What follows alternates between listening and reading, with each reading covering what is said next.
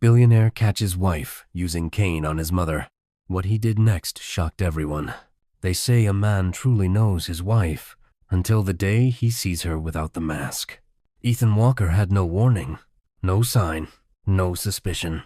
But at exactly 8:46 a.m., he opened his back door and walked straight into a nightmare.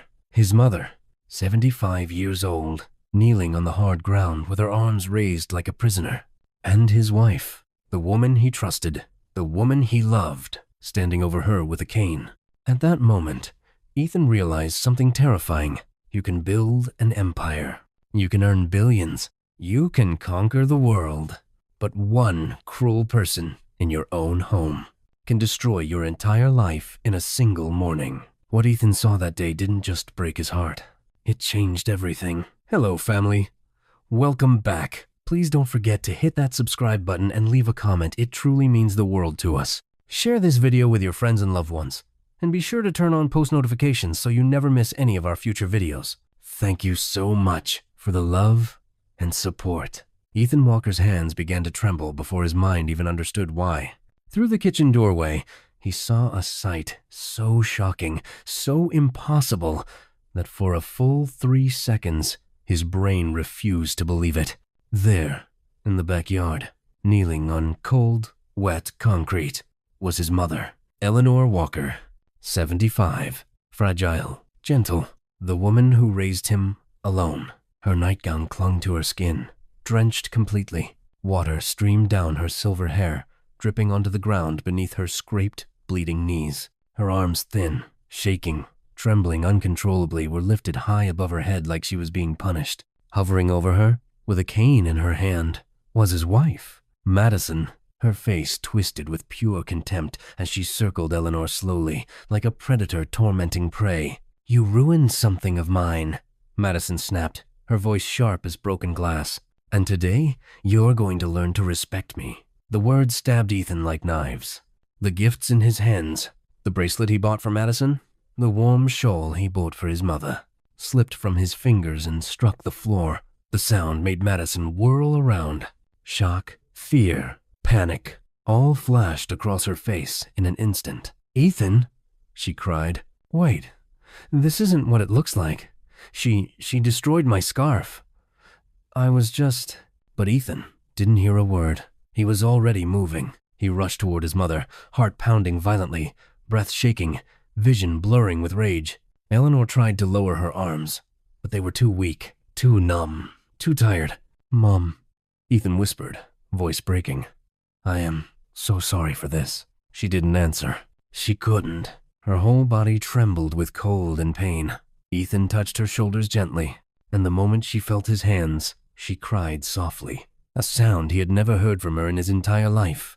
Something inside him snapped. He turned slowly toward Madison. His voice was deep, shaking, raw with pain. "What did you do?" Madison stumbled backward. "Ethan, listen. I didn't mean to. She frustrated me. I just got angry." "Angry?" Ethan roared, the sound ripping through the air. "You dumped water on her? You dragged her out here? You made her kneel?" Madison burst into tears. "Baby, please, I'm sorry. I swear, I didn't think..." "Don't call me baby!"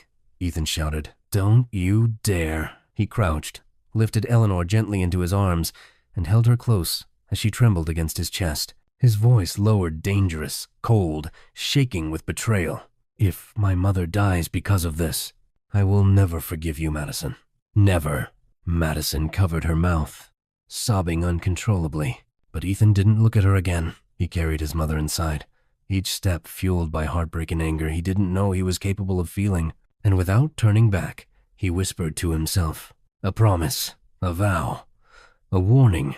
This is far from over. Ethan carried his trembling mother through the hallway, every step filling him with a mixture of fear, rage, and guilt. Guilt, because all this time, he thought she was safe. Guilt, because he never imagined his own wife could do this. Guilt, because he didn't see the signs. He laid Eleanor gently on his bed, brushing her hair away from her wet face. "Mama, please look at me," he whispered. She tried, but her eyelids were heavy, her breathing shallow, her body freezing. Ethan grabbed blankets and wrapped her tightly, rubbing her arms to warm her. Madison appeared at the door, face streaked with tears, voice thin and desperate. "Ethan, please, let me explain." He didn't even let her finish. "Get out," he said, not raising his voice this time, but somehow this whisper was more frightening than his earlier shouts. Madison froze. Her lips trembled. "Ethan, I'm begging. Do not take one more step into this room." His eyes were cold, empty, done.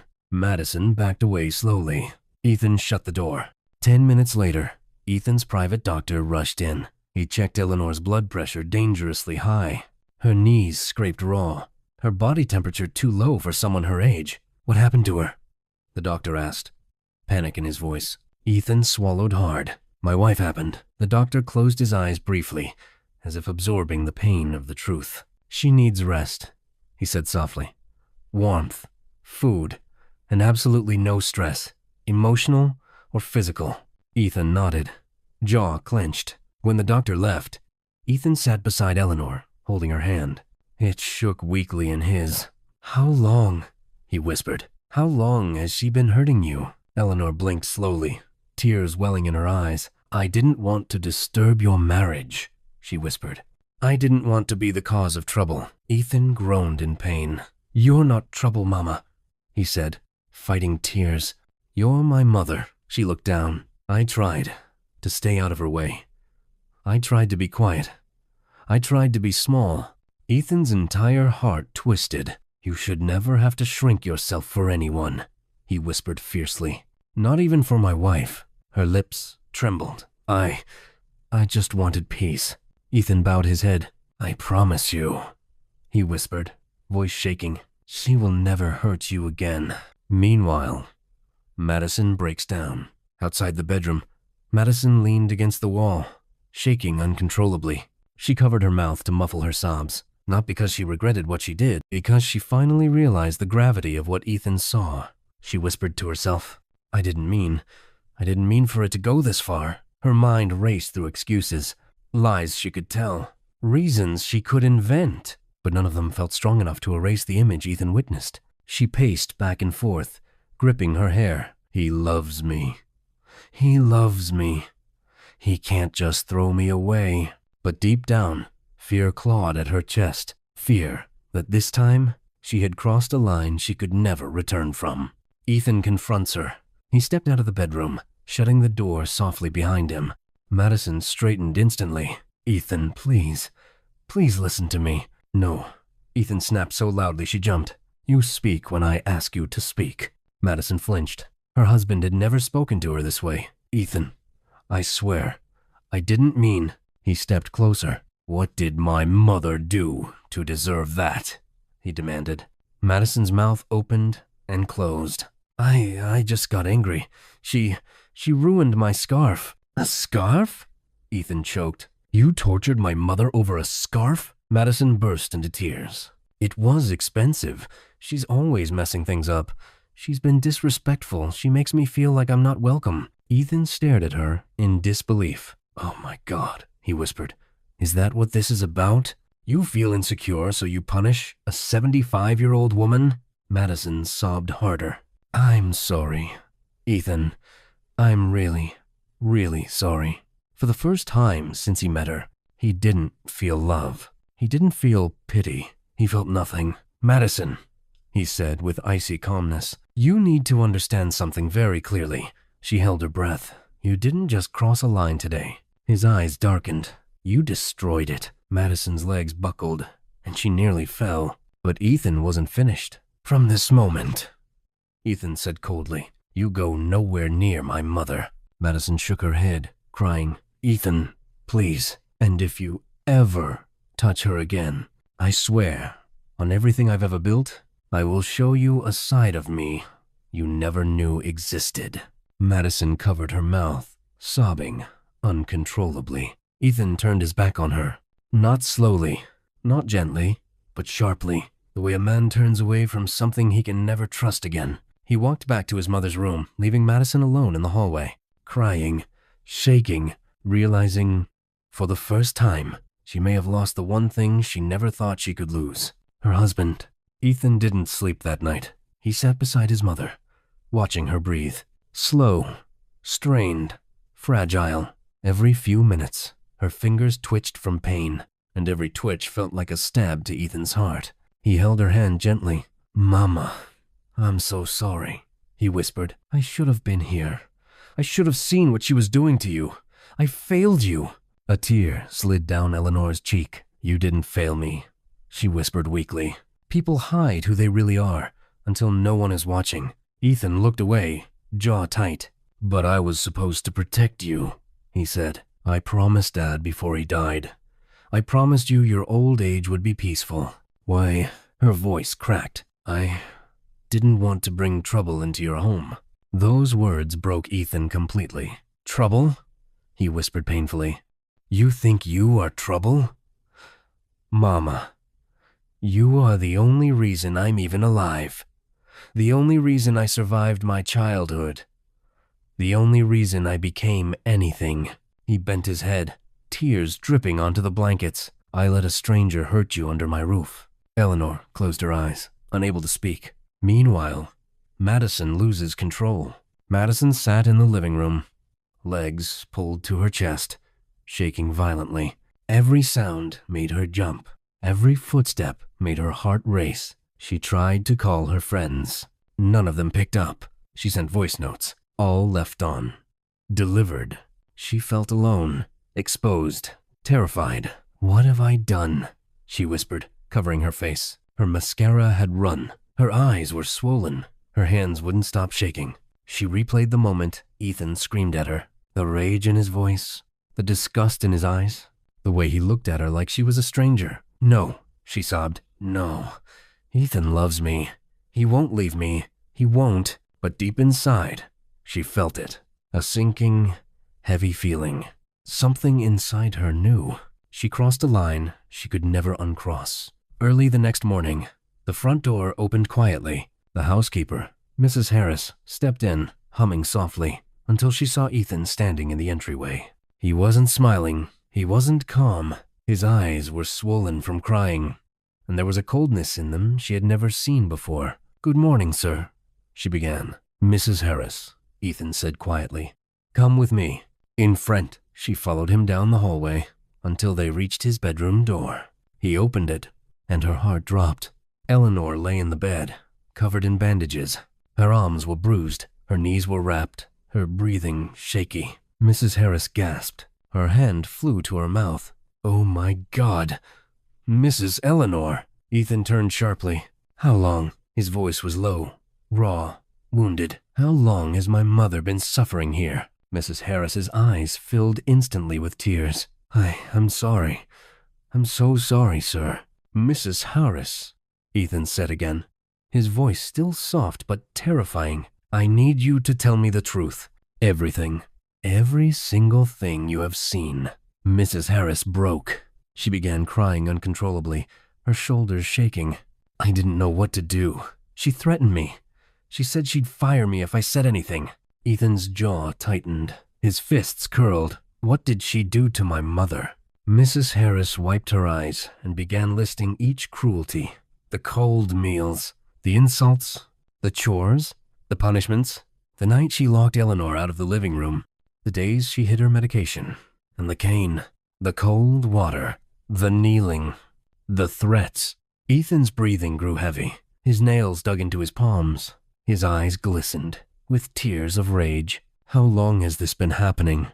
he whispered, voice cracking. Mrs. Harris sobbed harder. "Months, sir. Months." Ethan stumbled back like he'd been slapped. Months. His mother had suffered for months, under the same roof. While he was here, while he was laughing, eating, sleeping, feeling safe, rage darkened his face. He turned toward the doorway. "Where is she?" Mrs. Harris hesitated. "In the living room, sir." Ethan marched toward the hallway, a storm in human form. Not shouting, not screaming, just pure, cold fury. Madison faces the storm. Madison looked up from the couch just in time to see him approaching. His expression made her heart stop. "Ethan," she whispered. "Get up," he said quietly. She stood slowly. "Ethan, please, please don't be angry." "I said get Up. Madison jumped. His voice wasn't loud, but it shook the room. Ethan stepped closer, eyes burning. You tortured my mother for months. You starved her. You humiliated her. You made her kneel on the ground like an animal. Madison's lips trembled. I didn't mean, don't lie to me. Ethan roared. Not today. Madison covered her ears, shaking. I'm sorry. I swear I'm sorry. You just what? Ethan demanded. You just hated her? You just wanted to break her? You just wanted to make her feel small so you could feel big? Madison sobbed violently. I was jealous. Okay, I was jealous of how close you were. I thought she didn't like me. I thought she wanted you to leave. So you punished her? Ethan's voice cracked. You punished a 75-year-old woman because you needed to feel superior. Madison cried harder. I didn't know it would go this far. I didn't think. That's your problem. Ethan snapped. You don't think. You don't care. You don't love. You destroy. Madison's knees gave out, and she sank to the floor. Ethan, please. I'll change. I'll do anything. Ethan stared at her with cold, exhausted eyes. You should have thought about that before you made my mother bleed. Madison sobbed into her hands. Ethan turned away from her, without hesitation, without pity, without love. This time, he wasn't coming back to comfort her, because something inside him had already decided. This marriage was dying. Madison sat on the living room floor, shaking, still crying into her hands when the front door opened again. Her parents rushed in faces, worried, breathing fast. Madison, her mother gasped. What happened? Why did Ethan call us like that? Before Madison could speak, Ethan appeared from the hallway. He looked calm, too calm, and that terrified everyone in the room. Follow me, he said to her parents. His voice held no anger now, no emotion, just a chilling certainty that made Madison's heart collapse inside her chest. They followed him down the corridor until he opened the bedroom door. The sight of Eleanor weak in bed, her arms bruised, her knees bandaged, her breath shallow, made Mrs. Collins scream. Oh my God! Eleanor! She cried, rushing to her side. What happened to you? Who did this? Ethan didn't blink. Your daughter, he said. Her father froze like stone, his face drained of color. Madison stood at the door, trembling violently. No, Daddy. Mommy, it's not. He's making it sound worse than... Worse? Her father shouted suddenly. Madison, look at what you've done. Look at her knees. Look at her arms. She's an old woman. Madison burst into sobs. I didn't, Daddy. I was angry. She kept interfering. She ruined my scarf. And that justifies this? Her mother screamed. Madison fell to her knees and hid her face, but the room went silent when Ethan spoke. She didn't just do this today, Ethan said quietly. She has been abusing my mother for months. Her parents looked at him, horrified. We'll take her home, Mr. Collins said quickly. We'll talk to her. We'll correct her. She clearly needs help. No, Ethan interrupted softly. The softness in his voice was the scariest part. There is no taking her home. Madison lifted her head, face wet. What? Ethan, please, what are you saying? Ethan stepped away from the bed and pulled his phone from his pocket. I'm saying, he answered coldly, that this is no longer a family issue. He dialed a number. Madison's heart stopped. Ethan, what are you doing? She whispered. He ignored her. The call connected. Yes, send officers to my home immediately, he said. I want to file charges for elder abuse, neglect, and assault. Madison's breath caught. No, Ethan, please. Please don't do this. I'm your wife. Ethan turned his head slightly. Not anymore. Mrs. Collins gasped. Mr. Collins held his head in his hands. Madison scrambled forward, crawling toward Ethan on her knees. I'm begging you. I'm sorry. I didn't mean to. I'll never do it again. Ethan, please. But Ethan stepped back, away from her hands. You didn't think about apologies when you made my mother bleed, he said quietly. You didn't think about mercy when she cried in pain. You didn't think about love when you raised that cane. Madison sobbed hysterically. 10 minutes later, the police arrived. 2 officers stepped inside. Sir, who is the accused? One of them asked. Ethan pointed. Her. Madison shook her head violently. No, please. I'm sorry. Don't let them take me. Her mother fell to the couch, crying. Her father turned his face away in shame. The officers approached Madison, slowly. Ma'am, you are under arrest for elder abuse. No, Ethan, please, Madison screamed. Please don't let them take me. The officers lifted her by the arms. She kicked. She cried. She begged. I was angry. I was jealous. I wasn't thinking. I'm sorry. Please. Ethan looked at her one last time. His face was unreadable. You should have thought about all that, he said softly, before you tortured my mother. And with that, they put handcuffs on her wrists and led her out of the house. Her cries echoed through the hallway. Her parents watched helplessly. Ethan didn't move. He didn't blink. He didn't speak. He simply turned and walked back to the bedroom to sit beside the woman who raised him, the woman he nearly lost, the woman he would protect with his life. Justice had begun, and there was no going back. Did you enjoy this story? Please tell us where you're watching from. We love hearing from you. And don't forget to subscribe to the channel. Thank you so much for watching and supporting us.